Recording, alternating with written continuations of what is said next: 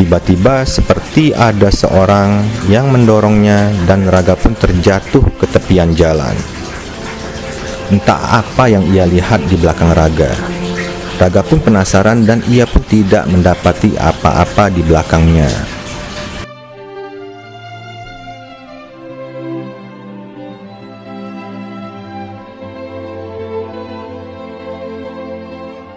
Assalamualaikum warahmatullahi wabarakatuh. Selamat malam Misterier. Kembali lagi bersama saya Randy di konten podcast misteri. Pada episode podcast kali ini tetap masih di cerita yang sama tentang kisah cinta antara Jiwa dan Raga.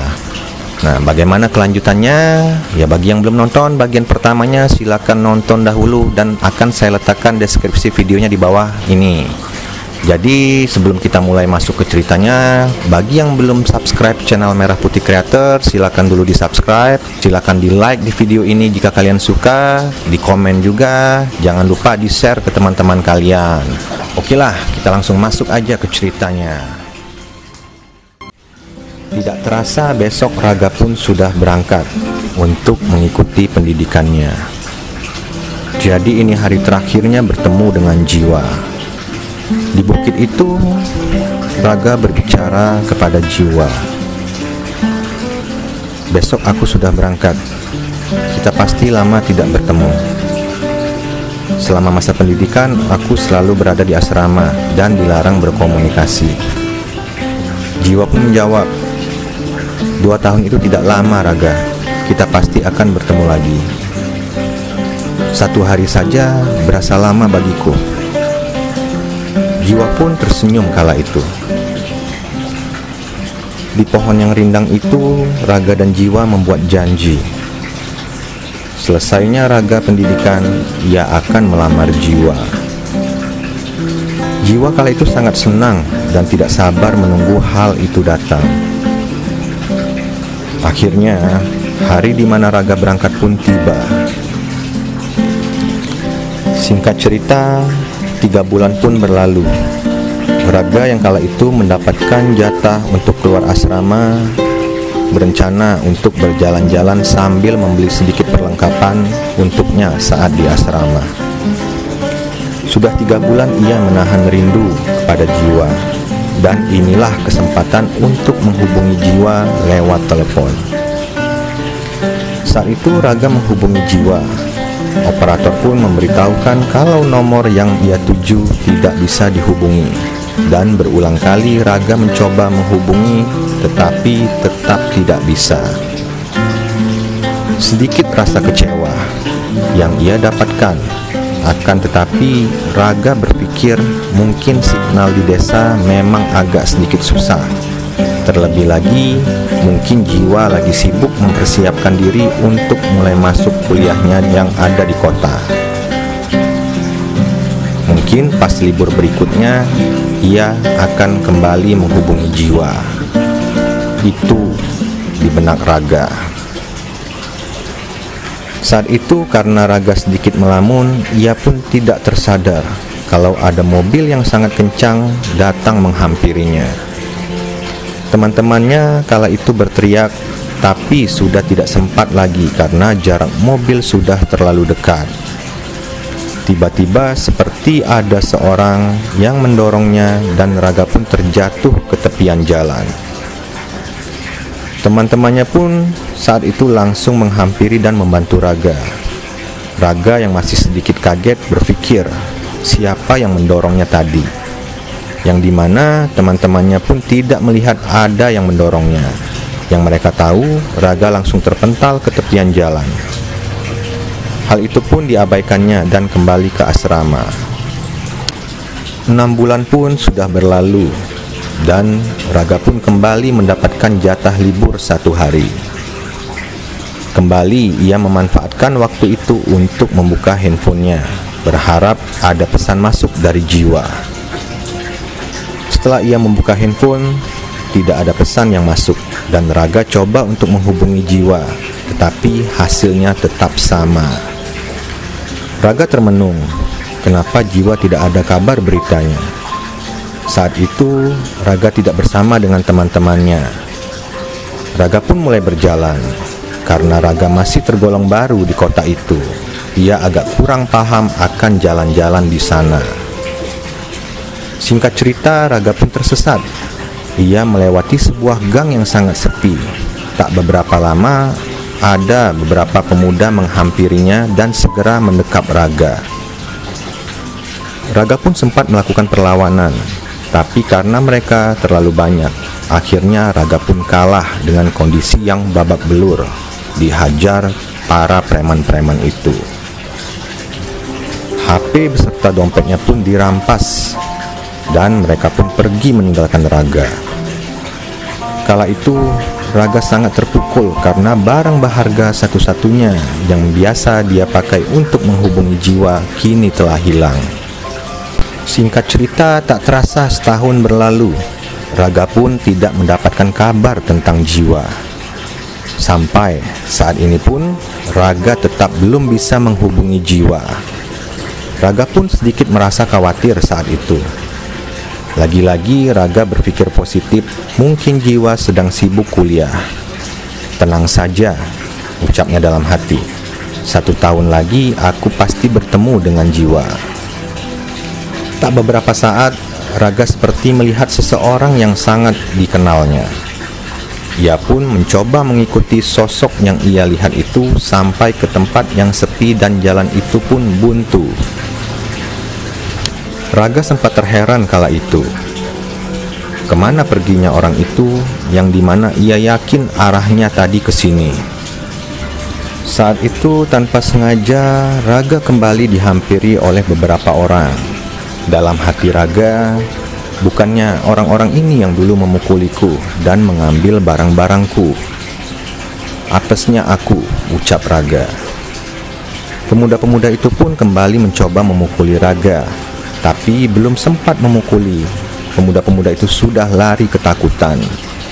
Entah apa yang ia lihat di belakang Raga. Raga pun penasaran dan ia pun tidak mendapati apa-apa di belakangnya. Tuhan masih melindungiku, ucap Raga. Raga beranjak keluar dari jalan itu. Tiba-tiba ia dikejutkan oleh seseorang yang sangat ia kenal. Seseorang perempuan yang sangat cantik dan yang sangat ia cintai. Iya, itu jiwa. Tanpa berpikir panjang, Raga pun langsung memeluknya. Kenapa kamu bisa ke sini? Kenapa kamu tidak pernah menjawab teleponku? Ucap Raga. Saat itu jiwa hanya terdiam dan tersenyum. Kala itu Raga pun mengajak jiwa berjalan-jalan. Mereka menghabiskan waktu bersama. Orang-orang kala itu terheran-heran melihat kelakuan Raga yang amat merasa bahagia. Banyak cerita yang Raga sampaikan ke jiwa. Tak terasa waktu sudah sore. Raga saat itu hendak mengantar jiwa ke tempat ia tinggal. Hanya jiwa melarangnya. Dan jiwa pun menyarankan Raga untuk pulang ke asrama. Dan saat Raga libur, ia berjanji akan datang lagi menemui Raga. Raga sangat senang mendengar hal itu. Sebelum berpisah, Raga kembali memeluk jiwa dan mencium keningnya. Dan mereka pun berpisah. 3 bulan berikutnya pun datang. Saat itu Raga yang sangat mengharapkan bertemu dengan jiwa pergi ke tempat di mana mereka berpisah waktu itu. Sampai di sana, benar, terlihat jiwa pun sudah menunggu Raga. Dengan sangat bahagia, Raga pun kembali memeluk jiwa kala itu untuk menghilangkan rasa rindunya. Orang-orang di sekitar Raga tak henti memperhatikan tingkah Raga, tetapi Raga mengabaikan. Mereka kembali menghabiskan waktu bersama seharian, dan akhirnya Raga pun harus kembali berpisah dengan jiwa. Mereka berpisah kala itu di tempat yang sama, dan kembali memutuskan untuk bertemu 3 bulan ke depan. Singkat cerita, 3 bulan ke depan pun mereka kembali bertemu, sampai akhirnya di mana bulan ke-21, Raga sudah menempuh pendidikannya yang dimana 3 bulan lagi ia sudah menyelesaikan pendidikannya. Raga yang menunggu jiwa di tempat mereka biasa bertemu tidak mendapati jiwa. Raga pun memutuskan untuk menunggu jiwa saat itu. Ia mencoba menghubungi jiwa tetapi tidak bisa. Tibalah saat di mana Raga harus pulang ke asrama. Sampai sore itu pun jiwa tak kunjung datang. Raga hanya berpikir mungkin jiwa tidak bisa kemari karena sibuk kuliah. Dan mungkin masalah biaya yang cukup besar seumpama jiwa harus kemari. Ya, aku harus mengerti kondisi itu. Kan 3 bulan lagi pendidikanku sudah selesai, dan aku sudah bisa pulang menemui jiwa dan menepati janji kami kala itu. Dari rasa kecewa berubah menjadi rasa gembira. Raga pun akhirnya kembali ke asrama. Setelah melewati serangkaian ujian yang dilaksanakan oleh sekolahnya, tak terasa pendidikan Raga pun sudah selesai. Akhirnya setelah berpamitan dengan teman-temannya, sebelum menuju ke pelabuhan, Raga menyempatkan membeli 1 pasang cincin dengan uang yang ia kumpulkan selama ini, yang akan diberikannya ke jiwa di tempat ia membuat janji 2 tahun lalu. Setelah cincin ia dapatkan, ia langsung menuju ke pelabuhan. Singkat cerita, sesampainya di desa, Raga kala itu bergegas menuju ke atas bukit. Sesampainya di sana, ia tidak mendapati jiwa. Ia pun menunggu sembari memegang sepasang cincin yang ia beli. Raga pun berbicara dalam hati, jiwa pasti sangat senang dengan sepasang cincin yang aku beli. Akan terlihat cantik seumpama cincin ini aku kenakan di jari jiwa. Karena sudah lama menunggu, Raga mencoba menghubungi jiwa lewat handphonenya. Saat itu Raga melihat tidak ada signal di HP-nya. Kala itu Raga berpikir untuk mengunjungi rumah jiwa. Siapa tahu jiwa ada di sana. Akhirnya sampailah Raga di rumah jiwa. Raga melihat rumah tersebut sangat sepi. Tak lama menunggu, orang tua jiwa pun datang. Merasa tak asing dengan pemuda yang mereka lihat, akhirnya Raga pun menghampiri mereka. Oh iya, bagaimana kabar jiwa? Apakah jiwa sudah pulang dari kuliahnya di kota, Pak? Soalnya saya coba menghubungi jiwa lewat ponsel, selalu tidak dapat dihubungi. Mendengar hal itu, orang tua jiwa yang bingung untuk menyampaikan ke Raga akhirnya pun mencoba menjelaskan secara perlahan. Sembari menangis, orang tuanya menceritakan kalau jiwa sudah meninggal dan kejadiannya 1 bulan setelah Raga berangkat untuk menempuh pendidikan. Mendengar hal itu, Raga yang tidak percaya bertanya kepada orang tua jiwa. Bagaimana mungkin, Pak? Saya tidak percaya. Jiwa masih bertemu saya terakhir 6 bulan lalu. Bahkan sudah 3 kali jiwa menemui saya di setiap saya mendapatkan libur dari asrama. Bagaimana Bapak dan Ibu bilang jiwa sudah meninggal? Setelah kamu pergi, sesekali jiwa pergi ke atas bukit sendiri.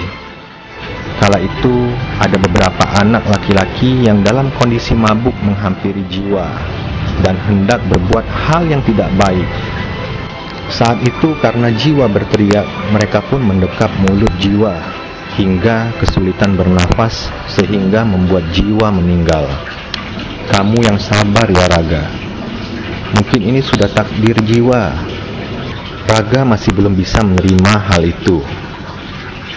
Raga pun kembali mencoba menenangkan diri di atas bukit. Di bawah pohon rindang itu, Raga dan jiwa pernah berjanji. Dan di bawah pohon itu juga, Raga menguburkan sepasang cincin yang ia beli. Beberapa hari kemudian, Raga mendapatkan amplop yang dikirimkan oleh teman-temannya saat ia pendidikan dulu. Isi amplop terdapat beberapa foto-foto Raga karena dahulu teman Raga yang dengan sengaja mengambil foto-foto Raga, dan Raga melihat satu persatu foto-foto itu. Saat Raga hendak ditabrak mobil kala itu, ia merasa ada seseorang yang mendorongnya. Di foto itu ia melihat seperti ada bayangan putih yang wujudnya seperti jiwa. Iya, itu jiwa. Ia yang sudah menyelamatkanku waktu itu, ucap Raga sambil meneteskan air mata. Tak hanya sampai di sana, ternyata selama ini teman-teman Raga sudah tahu mengenai sosok jiwa tersebut. Sehingga teman-temannya ingin membuktikan kepada Raga dengan mengambil foto-foto Raga selama libur di asrama. Saat Raga bertemu preman-preman itu untuk kedua kalinya. Saat itu preman yang mau memukul Raga dan sampai akhirnya mereka itu kabur ketakutan. Ternyata yang mereka lihat itu ada sosok jiwa yang berada di belakang Raga. Terus orang di sekitar seringkali melihat tingkah aneh yang dilakukan oleh Raga, yang dimana Raga terlihat sedang berbicara sendiri di depan mata orang-orang dan berlari dengan menggandeng seseorang yang tidak ada wujudnya. Kala itu seingat Raga ia sedang menggandeng jiwa. Berarti benar jiwa sudah tidak ada, ucap Raga. Dan itu rohnya jiwa yang menemuiku beberapa kali saat aku masih di asrama. Hanya kala itu ia tidak berpikir sampai ke sana. Akhirnya Raga pun menjalankan tugasnya sebagai tentara. Tetapi sesekali ia menyempatkan pulang ke desa untuk menziarahi makam jiwa dan mendatangi pohon rindang yang ada di atas bukit bila Raga merasa rindu dengan jiwa. Oke, Misterier, bagaimana tadi ceritanya? Kisah percintaan antara jiwa dan Raga yang berada di dunia yang berbeda. Sekali lagi saya ingatkan, ini hanya cerita fiksi belaka, yang dimana cerita ini saya sengaja buat untuk menghibur Misterier, dan semoga kalian suka dengan cerita ini. Oke, sekali lagi saya ingatkan, jangan lupa terus dukung channel Merah Putih Creator dengan cara like, komen, share ke teman-teman kalian, serta subscribe channel Merah Putih Creator. Dan jangan lupa aktifkan tombol lonceng notifikasi supaya kalian dapat menerima update terbaru video dari kita. Sekali lagi saya ucapkan terima kasih. Assalamualaikum warahmatullahi wabarakatuh.